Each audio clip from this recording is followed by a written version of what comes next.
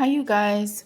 It's me, Jenny, and I'm just making this quick video to show you guys what inefficiency looks like in a graph. Okay, so this is the product possibilities graph, and you would have the product possibilities curve. Here in this case, the curve is not pregnant, as I like to call it.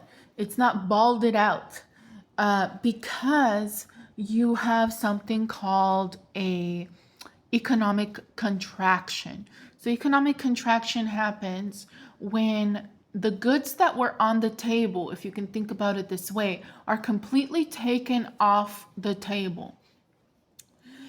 And in the other case of inefficiency, okay, I'm going to explain to you guys the difference. Inefficiency is when you still have the goods on the table, but you're not using it, right? You're not using the goods. So you might have, say, in an example, 100 employees that work for you that maybe, say, pick cherries, right?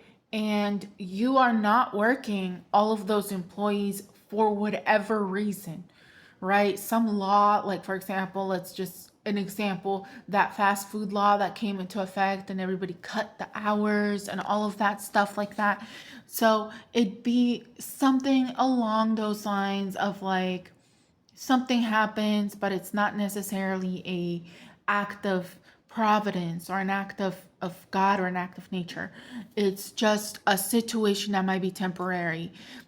The employees become like unemployed for that time, but they still are on your payroll. So basically, you're not working your employees fully, things like that. It's basically you have machines that maybe broke down. It's something temporary that causes you to be kind of inefficient, or it just means you have bad productivity because of bad organization. You might have people that, were on the top that maybe aged out. So now you have inexperienced people. So you're going to be inefficient for a while until you get it all sorted out. So for that reason, I'm kind of making this just to show you what the difference is, because I noticed that a lot of people do not understand this difference, and I struggled to understand this difference. So for that reason, I wanted to make this video to help you guys out. And economic contraction is when the goods are completely wiped off the table, right? So you had, say, 100 workers and there was a flood, and now about 50 of them have passed away because of the flood, and now you only have 50 workers. That is economic contraction. They are gone, right? It's no longer on the table. You can't work them anymore, even if you reduce their hours or whatever it was. It's off the table completely until you hire more people and you put workers back on the table, if that makes any sense. So that is the difference that I wanted to explain to you. And as you can see, the X, the red X, is inefficient. So that means like you're not hitting your fullest potential. So like imagine the blue line would be bolded out and it would go from F and it goes down from F all the way down to A.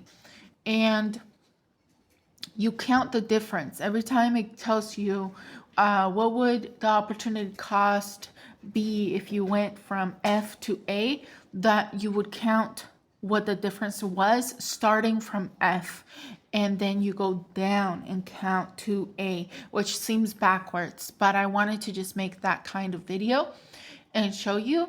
And whatever is inside of the curved line is inefficient, and then the economic contraction, the line is gonna go and shrink. It's gonna shrink because now you got less, right? You got less of what you had before.